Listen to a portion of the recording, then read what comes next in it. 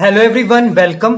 तो आज इस वीडियो में हम डिस्कस करने वाले हैं, हम कैलकुलेट करेंगे रेट कांस्टेंट की यूनिट को विद ट्रिक के साथ। ओके, यहाँ पे मैं बेसिकली एक छोटा सा फॉर्मूला कंसीडर करूंगा, वही आपने याद रखना है। बस अगर आपको एग्जाम में इसके रिलेटेड कोई भी क्वेश्चन आएगा कि आपको गिवन दे रखा होगा रेट कांस्टेंट, उसकी यूनिट निकालनी हो तो आप कैसे निकाल सकते हो। ओके, तो चलिए स्टार्ट करते हैं। तो सिंपल सा फॉर्मूला है। ओके, कोई भी इतना मुश्किल नहीं है। आपने याद रखना है कि जो हमारा रेट कांस्टेंट है that is rate constant. Okay, represent करते हैं स्मॉल के से। वो इक्वल टू आपने याद रखना है वो किसके इक्वल होगा, मोल पर लीटर की power 1 minus N. Okay, and per time. बस ये फॉर्मूला आपने याद रखना है। ओके, अगर आपको देखो ये फॉर्मूला तभी एप्लीकेबल हो सकता है अगर आपको एग्जाम में पूछा जाए कि कोई भी आपको जनरल कोई भी ऐसी कुछ रिएक्शन दे रखी है। ओके, A+B है गिव्स C। ओके, कोई भी ऐसी रिएक्शन दे रखी है और उस रिएक्शन का आपको ऑर्डर दे रखा कि ये फर्स्ट है या सेकंड या थर्ड कोई भी है उसका ऑर्डर। ओके, रिएक्शन का। तो उसने बोला कि आपको ये गिवन दे रखी है, ऑर्डर भी दे रखा है रिएक्शन का, आपने फाइंड आउट करना है कि इस रिएक्शन के रेट कांस्टेंट की यूनिट कैसे हो सकती है, क्या हो सकती है। ओके, तो इसी के लिए ये फॉर्मूला जनरेट हुआ। ओके, तो अगर हम बात करें कि ये फॉर्मूला कहां से आया, ओके, तो सिंपल छोटी सी इसकी डेरिवेशन देख लेते हैं। वो वैसे करने की जरूरत भी नहीं है, सिंपल आपको यही फॉर्मूला ही याद रखना है। ओके, सिर्फ यही फॉर्मूले के बेस पे हम क्वेश्चन सोल्व करेंगे। ओके, तो ये जो फॉर्मूला ये कहां से ड्राइव हुआ ये हम देख लेते हैं। तो आपको पता होगा कि जो रेट होता है, ओके, वो डायरेक्टली प्रोपोर्शनल होता है कॉन्सेंट्रेशन की पावर n। ओके, और ये क्या होता है हमारे पास, लॉ ऑफ मास एक्शन। आपने पढ़ा होगा law of mass action. Okay, यहीं से आया। अब देखो इसको प्रोपोर्शनल को हम हटाएंगे तो यहां पे इक्वल टू आ जाएगा, that is rate equal to, यहां पे प्रोपोर्शन को हटा के कोई कांस्टेंट लगा दिया, फॉर एग्जांपल स्मॉल के। ओके, और यही स्मॉल के क्या हमारे पास रेट कांस्टेंट होगा। ओके, रिएक्शन का। तो यहां पे ऐसे ही रहेगा कॉन्सेंट्रेशन की पावर n। ओके, अब जो आपको पता है कि रेट क्या होता है, रेट होता है हमारे पास concentration divided by time. Okay, यही होता है। और के एज इट इज होगा। ओके, और कॉन्सेंट्रेशन की पावर n। ओके, अब क्या होगा, इस यहां पे कॉन्सेंट्रेशन की पावर क्या है, 1 है ना, कुछ भी नहीं है तो 1 लेट कर लिया हमने। ओके, तो इसको ना एक तरफ ले जाओ, कॉन्सेंट्रेशन को एक तरफ ले जाओ। तो यहां पे इस इक्वेशन को रीअरेंज करेंगे हम। ओके, हमें तो के की वैल्यू चाहिए ना। ओके, तो हमारे पास के आगे आ गया। सिंपल क्या है, के को ना इक्वल टू के एक तरफ रखो। ओके, तो के ऐसे ही रहेगा, इक्वल टू ये इसके नीचे आ जाएगा, that is concentration divided bye concentration की पावर n और टाइम।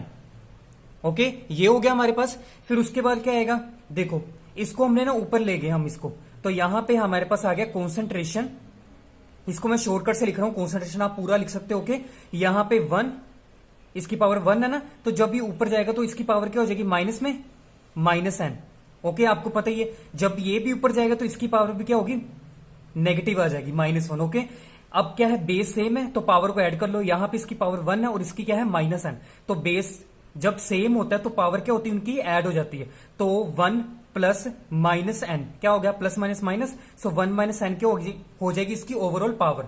तो k इक्वल टू आ गया हमारे पास कॉन्सेंट्रेशन की पावर 1 माइनस n पर टाइम।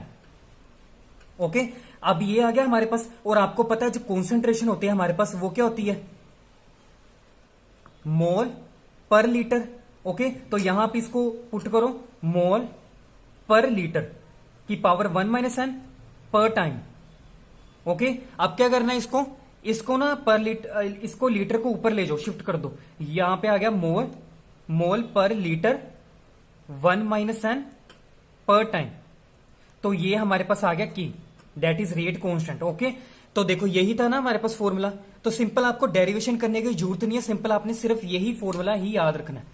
ओके, ये इतनी डेरिवेशन करने की जरूरत नहीं है, सिंपल यही फॉर्मूला याद करना। ओके, मोल पर लीटर की पावर 1 माइनस n पर टाइम। ओके, अब हम करते कुछ एग्जांपल्स।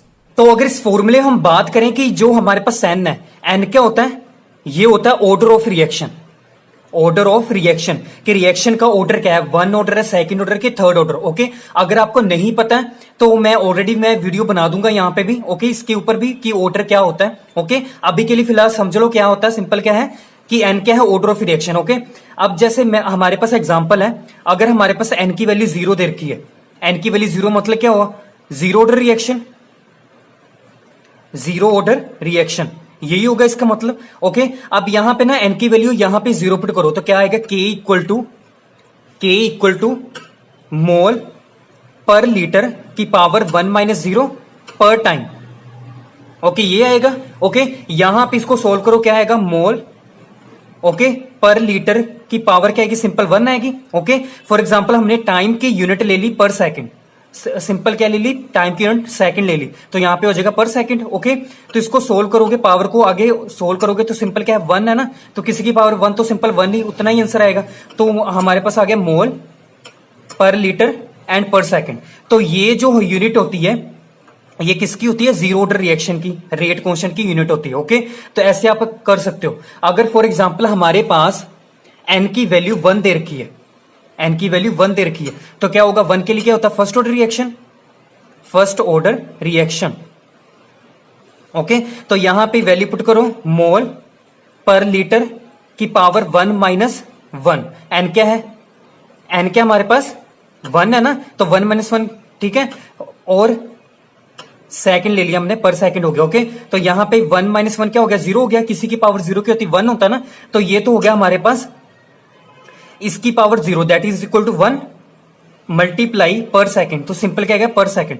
तो हमें पता लगा कि जो फर्स्ट ऑर्डर रिएक्शन होती है उसका जो रेट कांस्टेंट की यूनिट होती है वो क्या होती है, पर सेकंड होती है। ओके, तो अगर आपको ऐसा कुछ दे रखा होगा ना कि एग्जामिनर ने कि आपको कुछ रिएक्शन दे रखी है, ओके, A + B = C ऐसा कुछ दे रखा है, और आपको दे रखी है के की वैल्यू, ओके, के की यूनिट दे रखी है कि के की यूनिट फॉर एग्जांपल हमारे पास है पर सेकंड। ओके, तो अगर आपको पूछा जाए कि वहां पे उस रिएक्शन का ऑर्डर क्या होगा, टैग से बोल सकते हो कि आपको पता होगा पर सेकंड किसकी यूनिट होती है, फर्स्ट ऑर्डर की, तो आप टैग से टिक मार्क कर सकते हो फर्स्ट ऑर्डर रिएक्शन। अगर आपको बाई चांस भूल जाता है, ये फॉर्मूला भूल जाता है, ओके, जो मैंने करवाया, ओके, तो इस फॉर्मूले से अगर आपको कंफ्यूजन होती है कि आपको ऑलरेडी दे रखा है के की वैल्यू, ओके, और आपको पूछा जाए कि ऑर्डर क्या होगा इस रिएक्शन का, यहां पे भी मैंने ऑलरेडी ट्रिक बना के रखी हुई है और वीडियो मैंने पहले से ही अपलोड करके रखी हुई है। तो अगर आपने नहीं देखी वीडियो तो इस वीडियो के डिस्क्रिप्शन में लिंक मिल जाएगा, वहां से देख सकते हैं, या फिर आई टैब पर क्लिक करके भी वहां से आप दे सकते हैं। ओके,